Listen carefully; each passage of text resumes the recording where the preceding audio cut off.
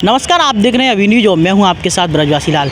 जैसा कि आप देख सकते हैं, इन सभी लोगों ने विधायक प्रत्याशी के लिए नामांकन किया था, लेकिन अब इनके पर्चा निरस्त हो गए हैं और किस लिए हुए हैं, क्या कारण है, इनसे ही आप बात करते हैं। इसी के साथ हमारे साथ मौजूद हैं हिंदू महासभा से जिला अध्यक्ष और हिंदू महासभा से विधायक प्रत्याशी दिनेश कौशिक जी। जी कौशिक जी, क्या रहा पूरा बात? हमने मथुरा विधानसभा 84 से 19 तारीख को अपना नामांकन दाखिल किया था। हमने साहब से कहा था मैं हमारे फॉर्म में कोई कमी ना हो तो हमें बता दें, हम इस कमी को पूरा करेंगे। वो बोले कोई कमी नहीं है, आपका फॉर्म कंप्लीट है। हमने जमा किया, पूरी रसीद प्राप्त की।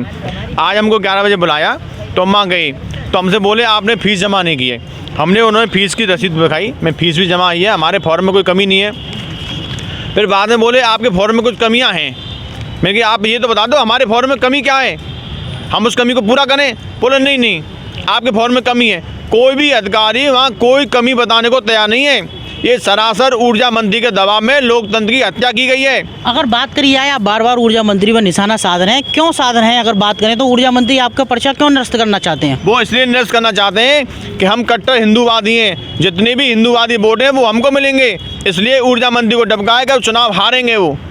लेकिन जनता उनको इसका जवाब देगी।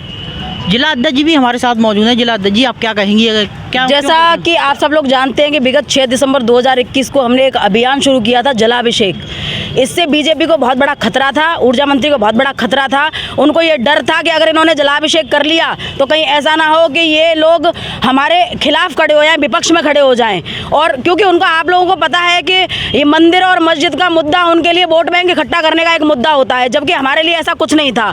जब हमें लगा कि हमें प्रेशर में लिया गया है, यहाँ सेना बुला ली गई, हमें जन समर्थन की ज़रूरत है, इसलिए हमें एक अपना विधायक प्रत्याशी खड़ा किया। 4 दिन से चीख के चिल्ला के पूरी मीडिया के सामने वो प्रत्याशी कह रहा है कि ऊर्जा मंत्री का दबाव है और ये पर्चा निरस्त किया जा सकता है। आज रिजल्ट आप लोगों ने वही देखा, पर्चा निरस्त किया गया। ये सब प्री प्लानिंग है अधिकारियों की और ऊर्जा मंत्री की। जैसा कि आप सब लोग जानते हैं कि सिर्फ और सिर्फ जो विधायक प्रत्याशी हमारे हैं वो सिर्फ बीजेपी के वोट काटेंगे, हिंदूवादियों के वोट काटेंगे, हिंदुत्व के वोट काटेंगे। इस वजह से उनको डर है कि मैं कहीं हार ना जाऊं, इस वजह से पर्चा निरस्त कराया गया है। अच्छा, बताया जा रहा है पर्चा में कोई कमी थी, लेकिन उसमें पहले उन अधिकारियों के द्वारा कुछ बताया गया? नहीं। जैसा कि आप सब लोग जानते हैं, जब नामांकन होता है तो वहाँ एक प्रॉपर अधिकारी बिठाए जाते हैं। एसडीएम साहब वहाँ बैठे हुए थे, तहसीलदार वहाँ बैठे हुए थे। हम लोगों का पर्चा घंटे भर चेक करते हैं। वो क्या चेक करते हैं? हम लोगों को एक एक कॉलम वो चेक करते हैं, एक एक चीज़ वो देखते हैं। अगर वहाँ कमी थी तो वहीं ऑन स्पॉट उनको बताना चाहिए था।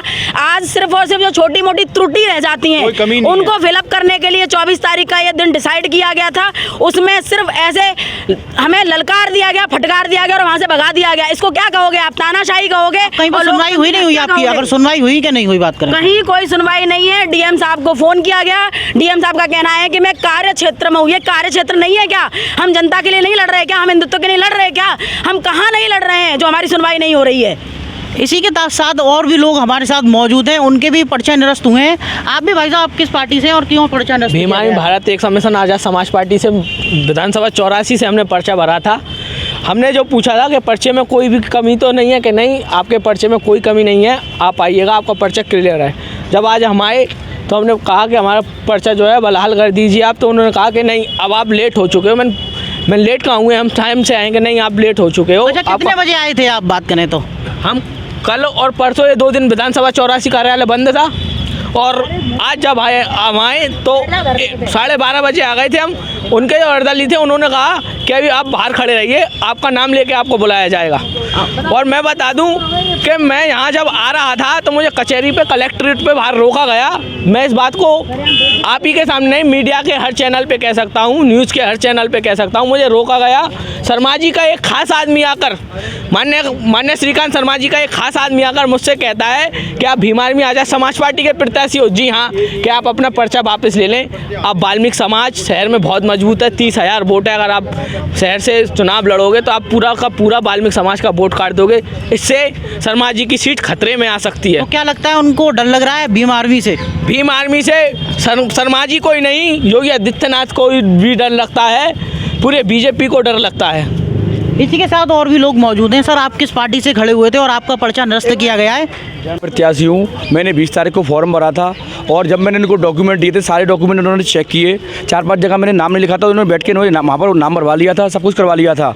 और इन्होंने मुझे NOC जो मैंने नगर पालिका से निकलवाई थी वो वापस कर रही थी, तो मैंने सर इसको भी लो, तो उन्होंने लगाया। तो मुझे शक हुआ ये मुझे NOC वापस कर रहे हो सकता है कमी निकाल दें, तो उन्होंने लगवाया। फिर मैं 22 को भी 21 को भी मैंने पर्चा भरा, लेकिन उसमें क्या लिख दिया उन्होंने, प्रारूप 26 कंप्लीट करके फील करें, 24 को जमा करें।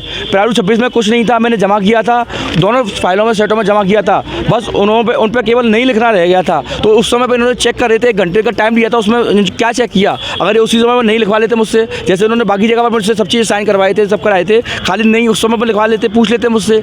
और मुझे ये बताया भी नहीं गया किसी ने कि ये किया गया, ऐसे जो करके लेटर हमको इन्होंने दे दिया। किसकी कमी मानते हैं आप इसमें? बात कमी इसमें देखो, कमी इनकी नहीं कहेंगे, इन पे दबाव है, इन पे ये बात सच है, क्योंकि जितने ब्राह्मण उत्तर प्रदेश में खड़े बीजेपी पार्टी ने नहीं किए हैं, उतने ब्राह्मण यहाँ पर मथुरा में खड़े हुए हैं। अच्छा, एक व्यक्ति के खिलाफ प्रत्याशी दबाव बता रहे हैं, सभी प्रत्याशी दबाव बता रहे हैं, आखिर किसका दबाव है इन सभी? दबाव सीधा शायद श्रीकांत शर्मा का। क्यों दबाव क्यों? देखो मैं भी ब्राह्मण हूँ, और मेरे भी ब्राह्मण के कम से 10,000 वोट आते, और वो सब वोट इनको ही जाते।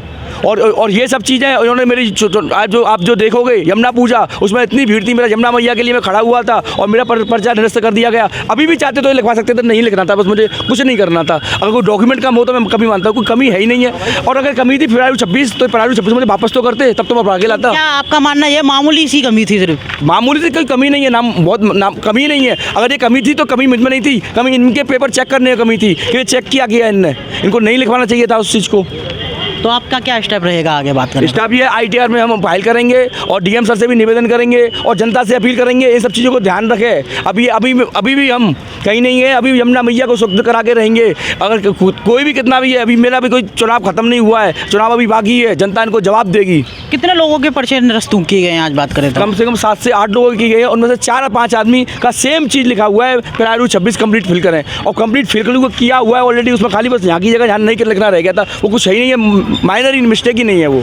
आपने देखे हमारे साथ कई मौजूद थे विधायक प्रत्याशी जिनके पर्चे आज निरस्त किए गए हैं, और सभी प्रत्याशियों का कहना है कि उन पर ऊर्जा मंत्री द्वारा जिला प्रशासन पर दबाव बनाया जा रहा है, जिसके चलते उनके पर्चा निरस्त किए गए हैं।